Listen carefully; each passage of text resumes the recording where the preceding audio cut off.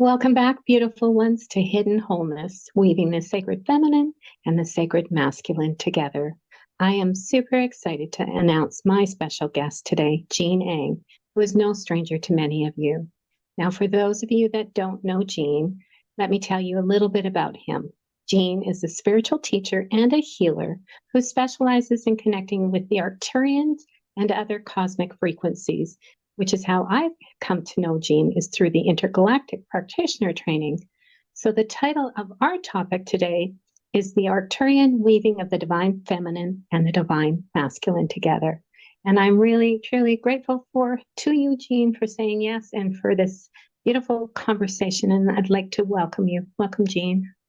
Hi, Sherry. Hi, everyone. Yeah, really looking forward to this conversation. I think it's very timely and will be very, very helpful. Yes, I think so too. Which is, I know that you had sent me a little bit of an outline, and I know that part of our conversation today is going to be focused on the Kundalini energies and balancing them in a healthy manner. And so, my first question for you would be, where are the masculine and the feminine energies located in our body? Hmm. Yeah, there are probably many different conceptions based on these sort of inner esoteric sciences of the energy world, which I think are becoming much more common knowledge or within sort of spirituality, which is a great thing because I think in the past it was sort of quite hidden and only, really high initiates were actually working and had the opportunity to work with those energies, which I think really accelerate the evolution of one's consciousness, but also, like kind of flying an airplane or a rocket ship, it does have its what you might call pitfalls or dangers or things that need to be established. And maybe over many incarnations, we've become much more stable, so those don't even have to arise as they did maybe in the past, like more than 1,000 years ago.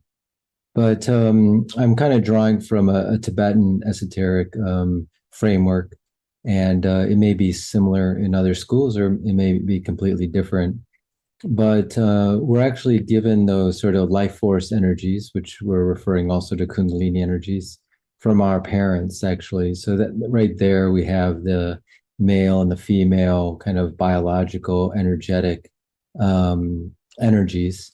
And so, Western science, just to take an aside, kind of looked at it from a very physical standpoint, whereas this Tibetan yogic view took a more energetic standpoint, which probably required clairvoyance of a number of initiates over, a span of probably hundreds of years. But the male energy given to you by your father, the sperm, is located after you've sort of developed into this physical body in the head, basically like right underneath the skull. If you could think of it like a round sphere, probably the size of a marble or smaller. Of course, it's not physical, so it's more like they call it a bindu in Sanskrit, sort of like an energy essence. And it's characterized by the feeling of bliss. And then the ovum, given to you by your mother, has sort of the female energies, usually colored red, in sort of a frequency scheme. The male essence is white, and it's located basically at the uh, root center or forefinger widths below the navel. So it's sort of in the lower chakra area, and it's characterized by heat. So you have kind of a heat and a bliss combination. That's so interesting.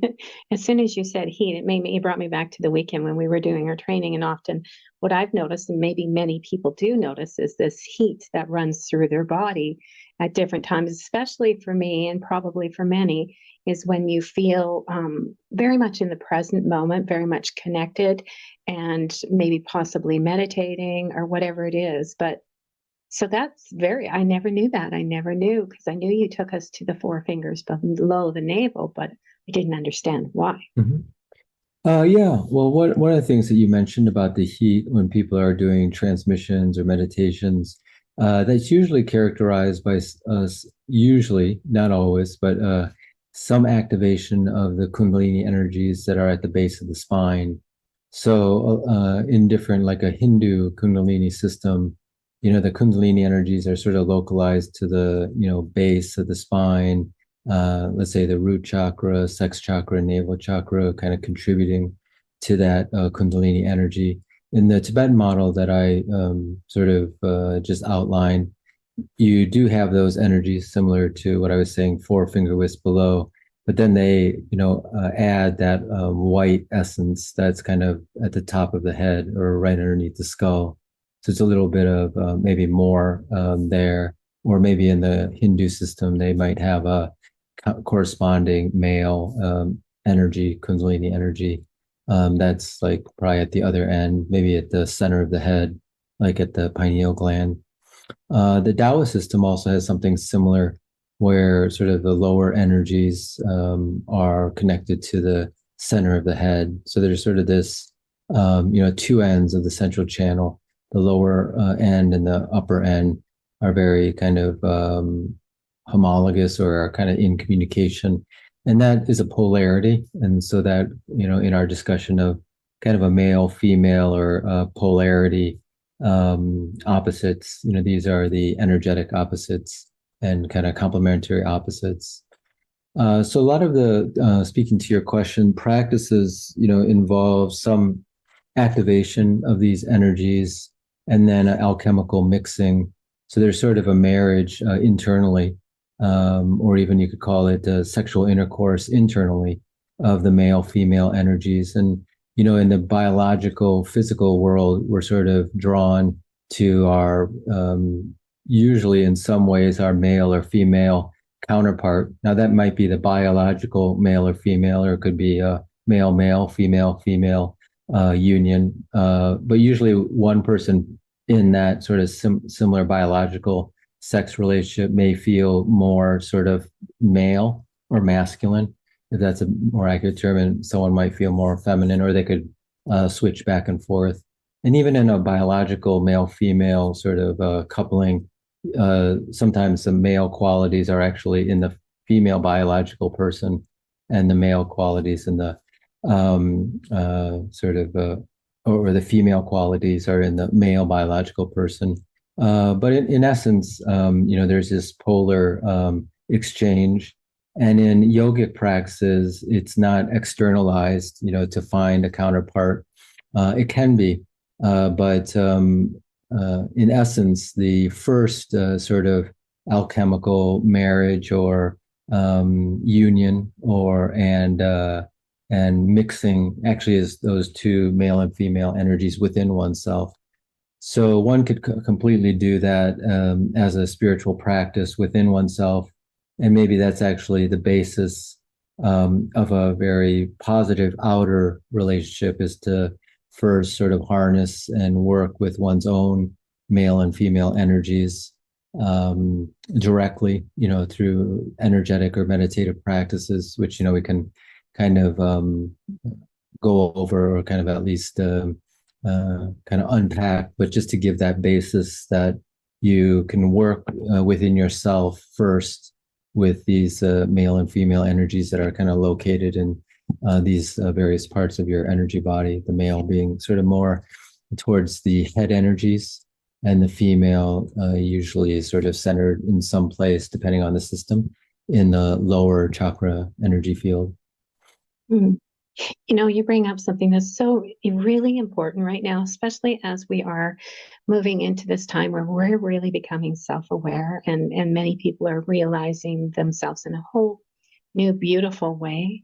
And just hearing you say that, often maybe that is the way that we should enter a relationship, is first through ourselves, getting to know both the masculine and the feminine sides of us, and really experiencing that before we go seeking. Because myself personally, and many people I've witnessed, just don't seem to know how to attract the right person.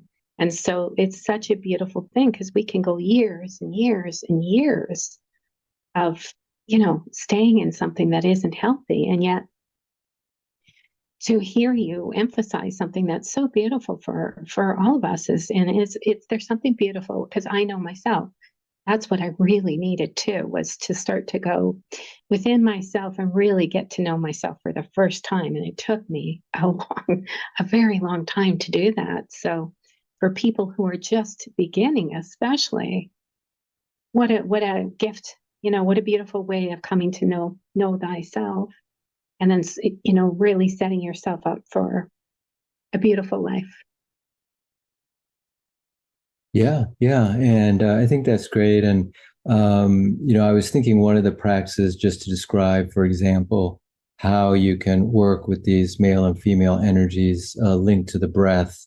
Now that people know that there's this male energy source sort of at the head or right underneath the skull, like a white sphere, and then four finger widths below. Or you could, in this practice, you can bring it down to right above the root chakra, which is the perineum. So right above, kind of in the lower, if the pelvic cavity is seen like a bowl, then it's, right above the perineum, like a red marble. And, I mentioned this like an internal union. So what you do is exhale your breath, put the tongue on the roof of your mouth. You focus first on the red ball, and then you just inhale, and then you are going to basically bring your awareness up through the central channel. And so if central channel is a new idea for people, it's also called the Sushumna Nadi in Sanskrit, but it's like right in front of the physical spine, like a vertical tube. So running from the perineum up to the crown. So you basically inhale, and you imagine some of that red energy is going up and kind of mixing with the that white sphere right underneath your skull, right underneath the crown. And then just hold your breath for 1 second. Then you exhale. Imagine that some of that white energy is coming down. So, and then like touching into the red sphere, kind of right above your root chakra, the perineum. And that, in essence, is the practice, this initial practice. So you basically inhale up, then you feel that energy for a second at the top, then you exhale down. So you're kind of like, it should feel blissful because the blissful energy is here at the top, basically orgasmic on some scale. It could be very slight, to, maximum. But, and then when you come down, you should also feel some heat in the practice. So, if you do this for a couple minutes, you'll feel both. And that's kind of the right direction. So heat and bliss. That's beautiful too. And bliss is, I don't know. It's one of those words that people might think, I don't feel bliss. And yet I think many of us do when we are feeling very in our true power and really showing up as who we really are without, any barriers of that. And I feel like that is an extension of bliss. I know for me to be really fully serving from the soul energy, the who I have been created to be is blissful in itself. And so I think I just wanted to address that because I feel like some people might attach we're really big on attaching meaning to certain words. And this is part of what's kept us maybe in the duality is rather than defining meaning, allowing ourselves to feel what that feels like in our own bodies. And that can change in time. But in the moment, when we do that practice, what do we notice? What is the change? And you even said it can be really small, right? But noticing. Yeah, exactly. And I think this is a way to start harnessing this energy, kind of considered like rocket fuel. So one of the things is then if you do a meditation with the chakras, for example, or these different centers, like the center of the head or the throat center, the heart center, or this the navel center, the four finger widths below the navel, sometimes called the hara. If you do this kind of breathing practice beforehand, all those chakras, if you think of them as like a flower with a stem, so the chakra is like the petals, and then they're all sticking in to this vertical column, your central channel. So if you do this breathing practice, you're kind of clearing that channel, strengthening that channel and strengthening all the things that kind of come out of that channel. So it's a way to actually build the chakras in an accelerated fashion. So that's sort of why one kind of adds this breathing practice before you do sort of like a more stillness meditation at the chakras, versus if you just did a stillness meditation with the chakras, which is great. That's usually how people start. You don't have sort of this fertilizer energy that's being spread from above and below with this breathing, kind of the red energies below and the white energies are sort of being activated throughout the entire column. Yeah. And you know what it makes me think of too is when you do spend a few minutes doing that first, like for many people going into meditation can be a little bit difficult in silencing the mind. And then yet this, I feel like it brings you into connection and you're really aligned and connected to yourself and can relax so much more quickly. So even though you're adding a few minutes to it, you're actually probably adding to the meditation because the time spent just trying to silence the mind, especially for those that are beginning, right? Is trying to get the mind to be still, to be resting, to be at peace. Yeah, yeah.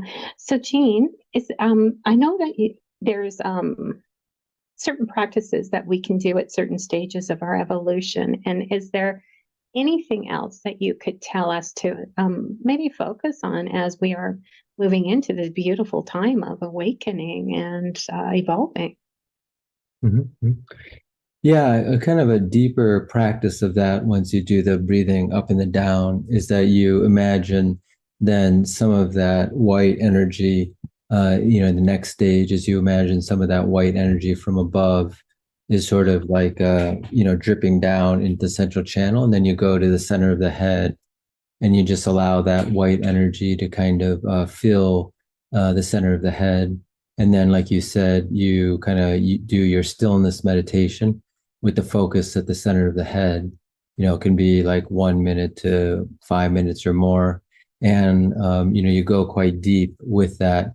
And also because the white energy has that blissful quality, it actually assists in focusing, kind of it draws your attention there rather than thinking about something else. It has that blissful quality, so you kind of focus more. It draws you to that wherever you're focusing on. And then you do a similar thing. You imagine that white energy is continuing down until you go to your throat and spend time there. Then you drip down to your heart, spend time there, and then four finger widths below your navel. So that's called the descending meditation. And then you actually move back the other way, but this time with the red energy. So the red, you imagine the energies or a combination of the red and white, since the white now drip down. So then you come back up to the heart and imagine that kind of red fiery energy at your heart, activating your heart center.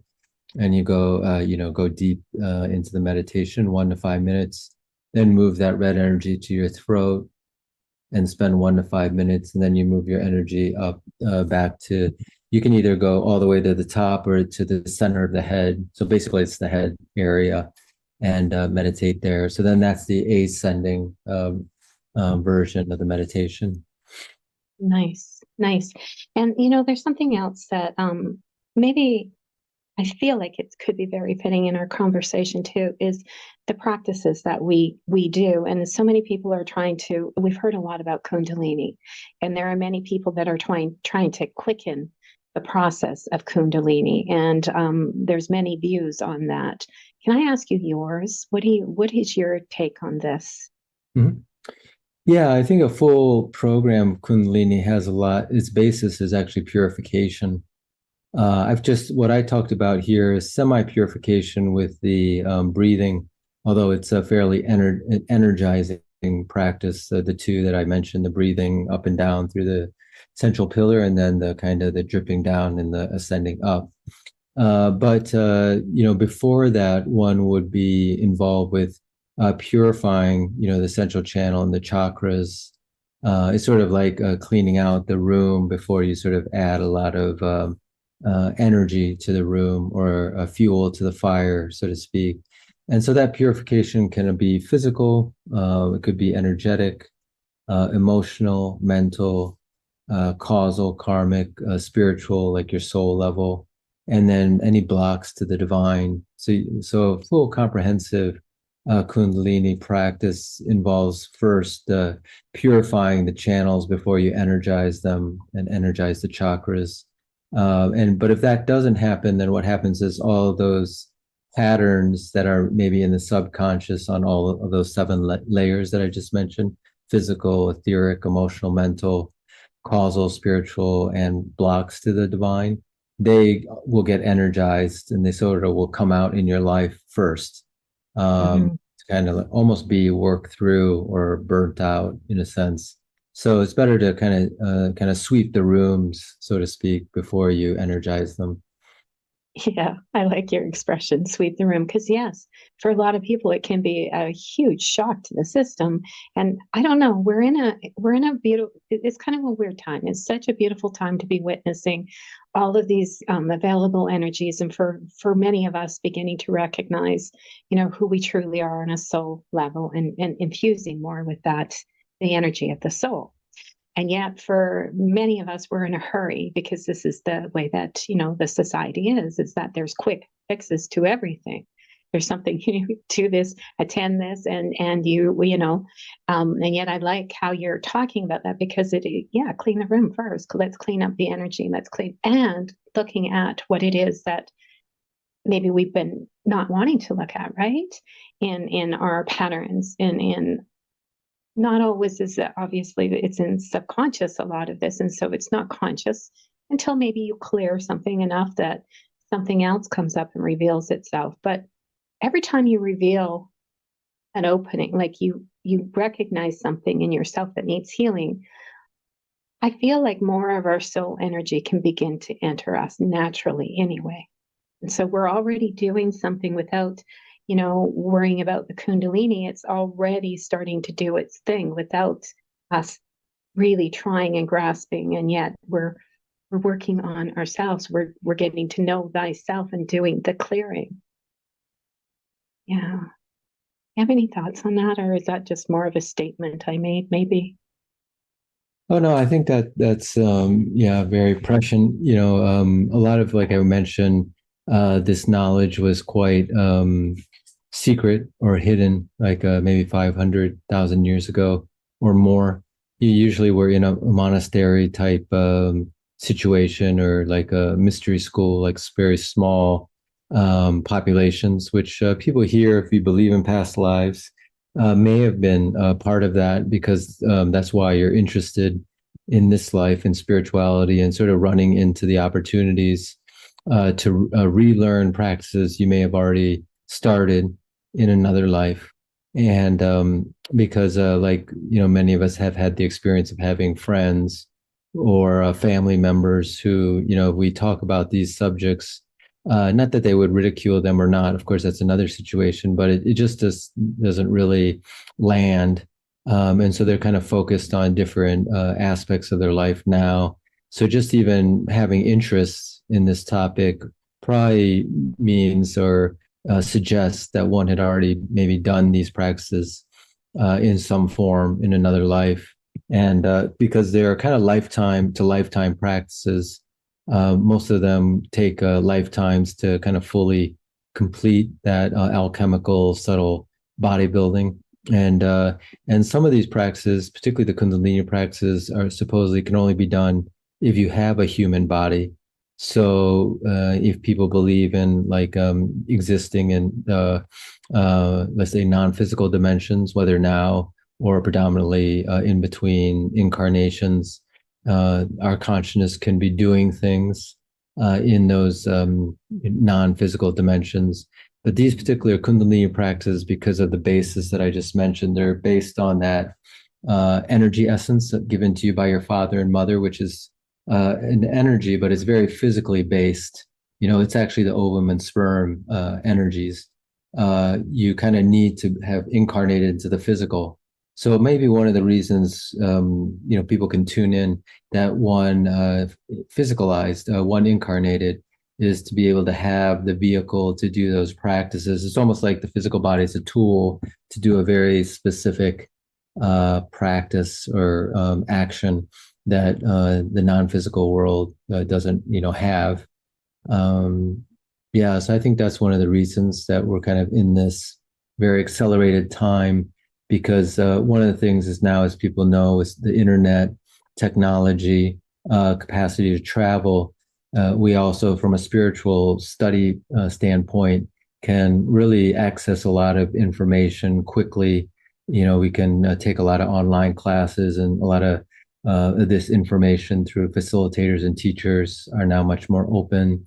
We can travel where before we would have to travel by foot, or a horse. I'm talking 500 years ago or something or more. We can travel to various places to take initiations or to go to teachers who have that knowledge. And of course, now we have the printed and digital material. So we're sort of used to that. But the contrast is you kind of like we did that at Intergalactic 7, I was pointing out.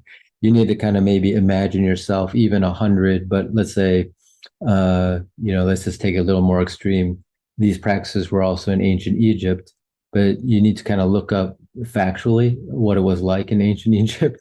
And chances of you kind of having a lot of the things like an eighth grader has now in terms of, a cell phone, capacity to do math and to read and write, was a very small number of incarnations that you could get into to even just have that ability, which then would be needed to do these practices. So probably a lot of souls saw this opportunity now. It seems almost like it's sort of like everyone has gold, then gold's not that valuable. But until you kind of think about a time when there wasn't any gold. So a lot of people probably incarnating now spiritually to be able to access this information and do the practices. I so agree with what you just said. And you brought me back to the weekend when you just said that about the training that you were sharing with us. And, there was something about that I've been carrying with me, and that was only a few days ago, but the sacredness of the fact that we did, the soul that we are, decided we wanted to incarnate. And this is the time where we have many, many opportunities, even for those that feel like they don't. When you were taking us on a journey back, hundreds of years and what that would be like. And the opportunity that we now have in this lifetime to really come to know ourselves and to clear whatever it is so that we can evolve and take that with us as we journey we make the transition from physical back into our eternal form, or however that all works. But because this is the time for us, and it doesn't even matter how big of a step we take, as long as we take the first step and trust that the next step will be provided. And so I love that you work with the Arcturians and with the intergalactics and other cosmic frequencies. And so let's go there, let's explore that a little bit, and how they're assisting us and supporting us right now. And so what is it you can share with us? Because I know you've been working with them for years now, and it's beautiful. It really is beautiful, and I thank you for that. Oh yeah, yeah. So now speaking of our guides, Arcturians can be one of them, but usually people maybe who are listening to the conversation are very much aware, or at least coming into some awareness of their guides, or have been working with them for years, decades, of course, lifetimes. But just to name some that have been labeled, like our holy guardian angel is usually the main angelic guide who's been with us, in a lot of spiritual traditions. The definition is kind of that particular angelic being, stays with your soul throughout incarnations and is basically holding your soul's intention and blueprint, so that it's sort of like always guiding you to what your higher soul has chosen, for that incarnation in relationship to many incarnations. There can be other higher angelic guides, archangels, and higher in the rank of sort of higher beings or spiritual hierarchy. There can be these type of cosmic guides that you mentioned, like the Arcturians, who are particular guides that I've been working with and facilitating. Other people might connect to the Pleiadians or Andromedans or even galactic beings that don't have really a name, a formal name that's well known in kind of the spiritual community. But the key point is, they're basically in the spiritual world, so they can kind of see our consciousness. And one of the very interesting things that Robert Gilbert, who teaches biogeometry and runs the Vesica Institute that I mentioned before, has said, like, if you do a spiritual practice, for example, let's say you imagine a certain sacred geometrical form around you, even if, and let's say it's a little bit complex. So in the beginning, you don't really know, you're not really facile with it. You may just be seeing a portion of it in your mind's eye. Let's say, for example, a very complex star tetrahedron. Even just the attempt to imagine that, your guides can actually utilize that in your sleep and kind of teach you in your sleep how, from that, versus if you didn't even make an attempt to, imagine that in your field. So that's an imaginative practice, but they can do that with any type of study in the spiritual study or spiritual meditations. So you might learn a practice just by going to the lectures, but you might not actually go home and do them. But your guides can still work with you, let's say maybe in the sleep time, when you're sort of disengaged from the physical world, you're more in your astral body. So that's really very promising. So we can be, so any effort you're putting in to spiritual practices, even if at the, in the beginning or even in the middle, we're not sort of, for certain complex practices, maybe feeling very expert at it. Our guides can work with that and help us, give us deeper insights from that practice. So that's on a day-to-day basis. That's how these higher beings can help us, give us insights. And a lot of times, the way people might see that is they just get insights into doing things, thinking about things throughout the day. If they're not really tracking where those thoughts come from, it kind of just feels like inspiration from yourself. Like, oh, you're like, oh, let me go do this, or oh, let me get on the internet and check this, phrase out, or this book out, or this person out, and you kind of didn't really, it just sort of came to your mind. That's how guides usually work, in a very behind the scenes, subconscious way, which is good. Sometimes you don't want to always be thinking someone's speaking to you, particularly if you're driving a car and playing around. But so that's kind of on a day-to-day basis. But I'll just mention this one piece on a more larger scale. Like if you go to a spiritual class, that's very authentic, helpful, or just any spiritual class. But usually if it's an authentic spiritual information, then, and you, like I mentioned, don't ever use that, like whatever that might be, but you felt guided to do that. Probably your guides were guiding you there. A lot of times we're doing that because we're going to use that information in other lifetimes. And there's a class of being called the Caryatides in the spiritual hierarchy. They're the spirits of wisdom.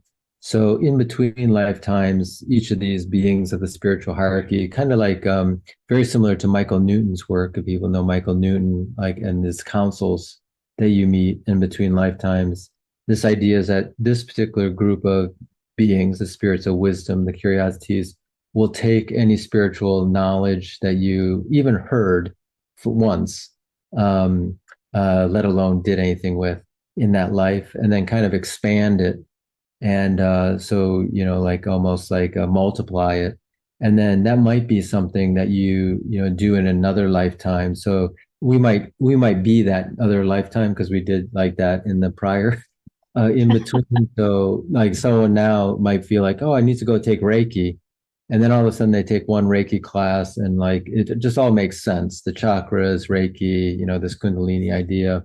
That might be because in a previous life they just kind of heard about it and then it got expanded upon in the in between, and it was more purposeful in this life where it's more available. And they could take like all these levels, everything was all here. They didn't have to like travel to 10 valleys to like learn from 10 shamans or something who weren't available at the time. So, yeah, so people, if they're ever guided to learn things spiritually, even if they're not really sure how to use it, but they just feel a very strong intuition, they should probably follow that because we're in a very, like, again, there's some teachings which maybe we can get into, but the essence of it is that we're in a very unique time where a lot of people, spiritually minded people who are incarnating, they actually came here to train, to really gather a lot of spiritual initiation knowledge and practices. I love what you shared because I've done so many things where it's just like, I don't know what to do with this. But now, the more steps you keep taking and taking and taking and serving the soul and allowing that expression to come through you, the more that begins to unfold naturally for us. Yeah. Yeah. So, can you expand on? I can't remember exactly what you said, but you said maybe we can go into that. We came here to train. We came here to train, and for a next incarnation or something, or even to support those in this incarnation. And then we've got these supportive beings that are assisting us, and yet we don't really know other than through maybe intuitive guidance, inspiration. Um, do they weave into our auric field? Do they come into the subtle body and support us in healing and clearing? And how is that you would describe that? Mm-hmm. Yeah, so yeah, let me expand a little bit upon like this idea that we're in a unique time of learning and training, and that there's like these different phases, and then also then how which is being guided by our guides, our higher beings. They could be Arcturian, but I just sort of making it more general and applicable because maybe some people have never heard of the Arcturians and or they're not their main guides. But and then like how higher spiritual beings, like you said, can work within our energy field, fine tune it, help develop what I call the subtle bodybuilding aspect. So we're not really just our efforts aren't the only thing that's kind of chiseling or working on these subtle bodies. We have these angelic personal trainers kind of in the wings, helping us develop our spiritual capacities. But there's a teaching basically called the seven archangelic sort of ages. It's in within the Rosicrucian tradition, taught by Rudolf Steiner primarily. And I've mentioned in some other classes, particularly the Initiates of Mani class and the Arcturian healing method. But the idea is that every 250 to 300 years, a different archangel is sort of guiding humanity. And these, of course, aren't Christian beings or Muslim beings. Mostly archangels are in like the Western religious tradition of Judaism, Christianity, and Islam. But of course, they're universal beings. Like they were beings that ancient Egyptians had connected with under different names. So, anyways, our particular age is the age of Archangel Michael. The previous age that started, like say, 300 years prior to 1879 was Archangel Gabriel. And in about 250 or so years, or 200 years now, since we've kind of been in a couple decades of Archangel Michael, it'll be Archangel Oriphael. So let's say 300, 300, 300 or so. Or 2350 will be an Archangel Raphael. So the age we're in right now, Michael's kind of characterization is cosmopolitanism, the universal human, rather than like one bloodline. A lot of people who connect with Michael think of themselves as like a human being first, rather than like a German or a Chinese or a American. And then, of course, they acknowledge that this incarnation, they're, German or Chinese or in a body, but not who they truly are. So that's this impulse. There was also an impulse to study many things. So it's synthetic. That's why many people study, Sufism, which is kind of mystical Islam. They may also be a Kabbalistic initiate, and they may also be studying with a shaman from Peru. So there's kind of all these synergistic ways of studying rather than just one tradition. But the Archangel Michael, the particularly Michaelic initiates, like spiritual practitioners connect with Archangel Michael. They're actually planning to incarnate during Archangel Raphael's time. So maybe there's this incarnation and one more if you kind of come back or want to come back again quickly. Because during Archangel Raphael's time, actually there's a suggestion that it's possible, again, there's many timelines that could occur, that things will be very difficult, maybe for a certain population of the planet or just on the planet in general, where, things will be, in general, people might be more self-centered, kind of more difficulties and hardships. So the Michaelic initiates are kind of preparing themselves to incarnate then. So they need to acquire all these different capacities, whether it's healing or subtle body building capacities, better sensitivity, better clairvoyance, telepathy, and so forth. It's not just to develop them. It's to, under the guidance of these higher beings like Michael or Raphael and other, holy guardian angel, they, are here to kind of help the planet, but not now. Of course, it could be difficult now, but there'll be a more difficult time possibly around that 2,300 and a little bit further. So it's only one possible timeline. It's only one possible framework, but that's sort of putting in a little bit larger cosmological picture of why certain people got, drawn to incarnate now who are studying a lot of spiritual things. If that resonates, you could tune into your holy guardian angel, see if that unpacks a bit, because it would be within your soul, program. Then it kind of might really help, like a jigsaw puzzle. You put one more piece in, and then you can kind of see the entire picture a little bit better, or at least that portion of the picture. It may put this life incarnation into more perspective and kind of where to go from here. And of course, not everyone, it's not like a universal thing. There's mostly people who, within this tradition, feel a strong connection to Michael, Archangel Michael. Mhm. And you might feel it, but not even be conscious of it, right? Like there must just something about as we evolve and especially when you're first beginning and the answers aren't really clear. And this is why I love, what you're offering and other people too, that allow us to begin to not give our power to somebody else, but allow us to bring more of our power, empowering ourselves and then liberating ourselves more so that we can, take the journey with so much awareness and just making the choices, our own choices, and not having to stick to one person, one thing, and learning and weaving and blending everything together so that we start to see ourselves. Like for me, I am so different than I was even a few years ago. And I know even since I met you, I think we started in January with the training. And this last one, I don't even think I can talk about it without tears because there's something that shifts in the consciousness and in my field, I guess, and I can't quite name it, but it's like, something else has just opened up for me, even though my mind doesn't quite process it yet.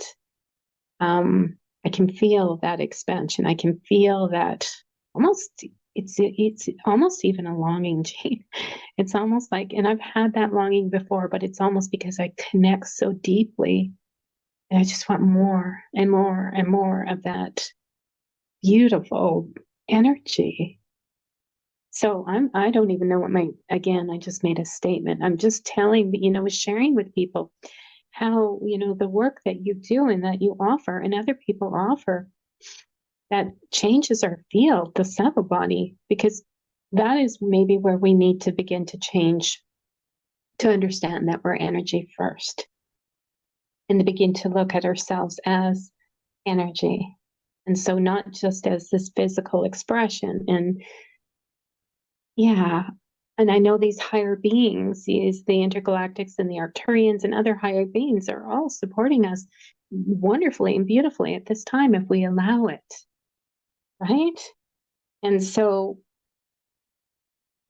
part of the process, though, is that we're so imbalanced because of these energies. And so I want to bring us back into the masculine and feminine a bit too, and how this all weaves together, all of it that we've been talking about, and yet it wouldn't appear to the outsider. It's like, oh, that you mean that really is because of the distortion and because it's unbalanced and because I just need to work more on me, spend more time, not even work, but spend more time getting to know me, spend more time becoming aware of me and my patterns and my gifts and things like that. And so I'm leading you in a really confusing path, but maybe you can pick up on some of the pieces that I just added in and add whatever it is that's coming to you. What are you intuitively getting from this?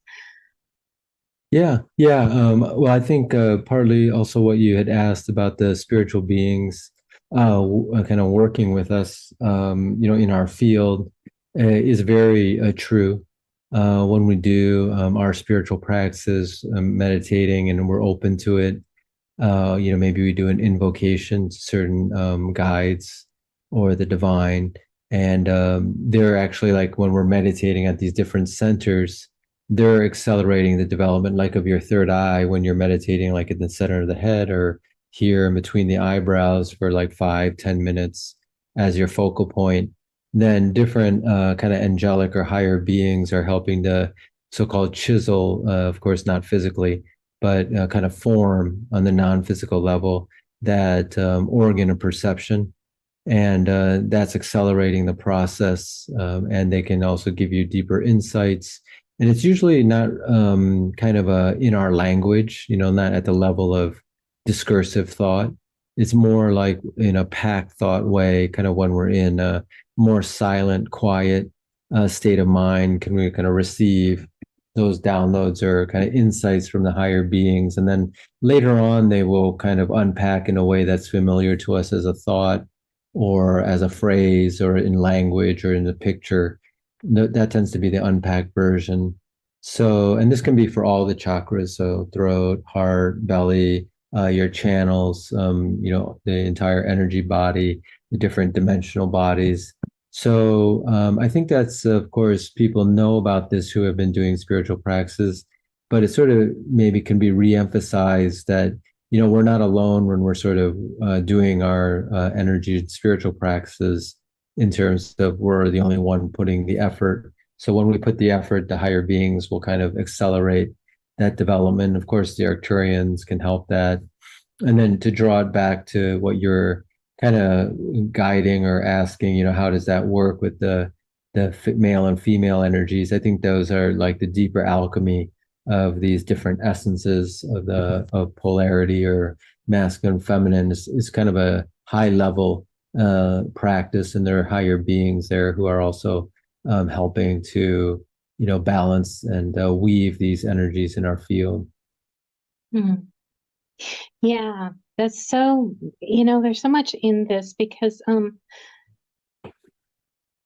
we, we're talking about the divine masculine and the divine feminine, and yet it's really hard to put the mind to it. And yet it's an experience that we begin to, within our bodies, we start to notice these for the feminine softening and opening and allowing and dropping in and receiving and things like that. And the masculine taking that and going out and serving the authentic divine expression of ourselves. And so it is such an important journey that we take, like to understand that by putting our focus, because again, I want to go back to the fact that sometimes people is like, well, I don't have time for that. I don't have time for that. This all takes time. How do I get to know myself when I'm so busy? But what is the cost when we don't do that? And then we're so out of alignment, and yet we don't realize that the being out of alignment is sometimes just a distortion in the two different energies and not bringing them into balance and into union with each other and understanding that. So going back again to the beginning of the session where you said maybe the best thing, I don't know your words, but I'm going to paraphrase, to go into union with the masculine and the feminine energies within and not even look outside until we really enter into that union and communion with ourselves and get to know that and really carry that forward. And what a gift that would be for us. So I know that you said that you were willing to take us through a short transmission. Maybe this would be a beautiful time. Oh yeah. Yeah, I think since we mentioned the Arcturians and we've been working here with the theme of the masculine and feminine, and also I mentioned the curiosities, like this time of really learning. I think there's a number of ways to look at our incarnation. One is that it's a great classroom to learn things at all levels through direct experience, through actually studying things. So we'll invoke both the Arcturians and the Curiosities in a kind of a wisdom transmission to help us, expand any spiritual knowledge we currently have, to be able to acquire, be inspired, even to know what exactly to learn for this incarnation, and then to actually have the opportunity, to learn those things and to find the appropriate resources, whether that be facilitators, teachers, books, MP3s, whatever the videos, the current sort of package is to acquire that knowledge. And then finally, the opportunity to practice those effective practices for us and to know which practices to actually do. Okay, so that will be the transmission. And of course, it'll be highly unique to each person. Yeah, but this will be about 5 minutes, just in case people needed to know.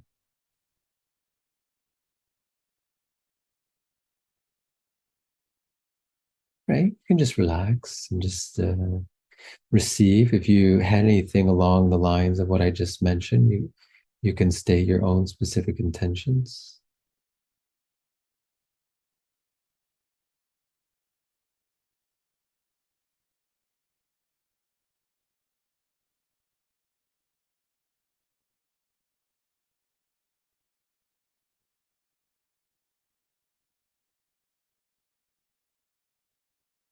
So we're starting the Arcturian Caryatides, or spirits of wisdom, wisdom and knowledge transmission.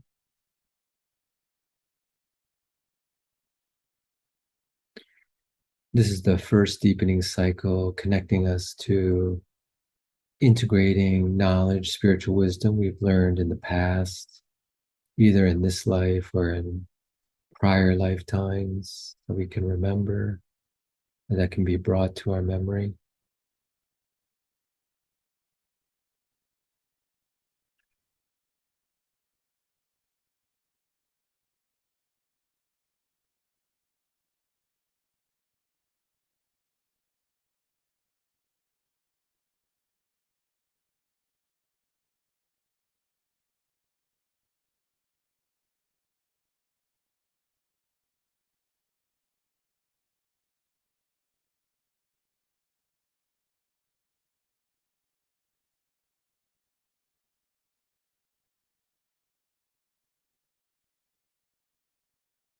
During the transmission, I'm usually silent as this energetic information is coming across, but you'll hear my voice every so often, particularly when we shift the deepening cycle. We're now entering a second deepening cycle, connecting to our present.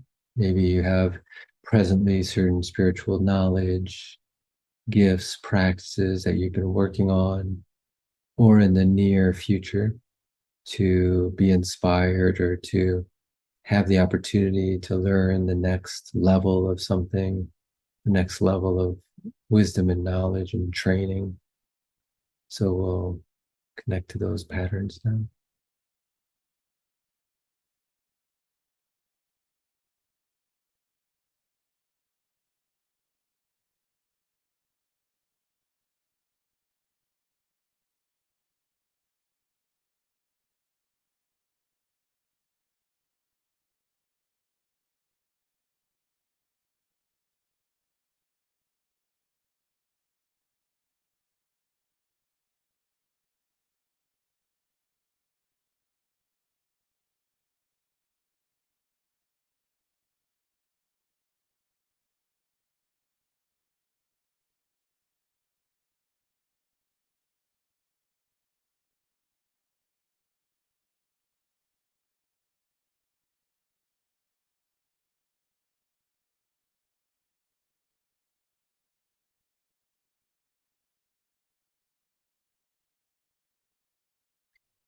Finally, we're downloading the third deepening cycle, connecting now to the future, whether that be the near future or the future of this incarnation, or even into future incarnations, as we were mentioning with the connection between the age of Archangel Michael or Raphael, 300 or so years, or even further.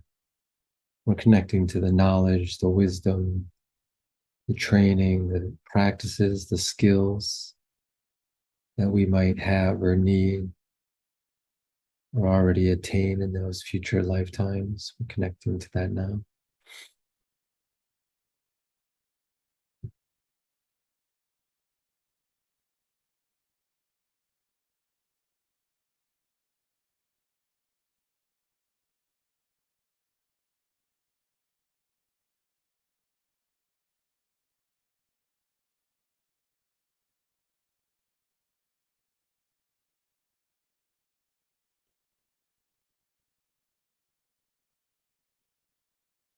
And that completes the Arcturian Incariotities, or spirits of wisdom transmission. You can gently but firmly come back to your physical body now, moving your fingers and your toes, coming completely back to your physical body now. And when you feel comfortable, you can open your eyes and snap your fingers. Thank you, Jean. Thanks. Yes, I've been in your presence quite a bit lately, so this is another beautiful offer for people to get a sample of what this is like, and just to allow ourselves to receive what's being offered by these higher, beautiful, benevolent beings that are here supporting us. And so I know that you're going to be presenting an offer, and is there anything about that you would like to say? Yeah, the offer will be a series of transmissions, again, to activate these male and female energies. If this is something new to people, it will kind of help give you a groundwork and a framework to work, of course, on your own divine masculine, divine feminine energies within yourself. And then that, of course, by doing that practice, it helps you to interact with your counterpart in the physical world, the divine masculine, divine feminine energies in the physical world. So this idea of an alchemy of first within, then without, or as above, so below. So if we can, develop our own self, that masculine and feminine energies, and bring that into balance, that will be reflected in our outer relationships with the same energies. And a big part also of the transmissions in this package will be this house cleaning that I mentioned, the purification, so that when you kind of really activate these very strong, powerful, accelerative energies, whether we call them Kundalini energies or life force energies, that it's really, fertilizing, so-called the flowers and not the weeds. So we do the weeding or the purification through these transmissions and through practices also in the package. And then finally, the package will include also this deeper connection to to these higher beings, particularly the Caryatides, who really kind of understand the wisdom aspect of practices, knowledge we're learning, knowledge about the male and female energies within ourselves, and how that development will work throughout our incarnations, both, of course, presently, because that's the one incarnation we have and can work with, but as well as in the future, whether you believe in future lifetimes or in some future state. Well, I thank you so much for this beautiful, wonderful conversation. And it was a real pleasure for me because I only know you as a teacher. And now it's beautiful for me to have this, to witness, just to get a deeper knowing of you in a deeper sense, and having the time to really allow this sacred unfolding and the conversation, whatever wanted to come through. And I thank you so much for this. Oh, yeah. Thanks, Sherry. And thank you, everyone. And I'm so glad that you put together this program and this platform. This has been a presentation of New Earth One Network, your home for New Earth living. Access information, education, and videos on living from the heart in unity consciousness. Visit newearth1.com.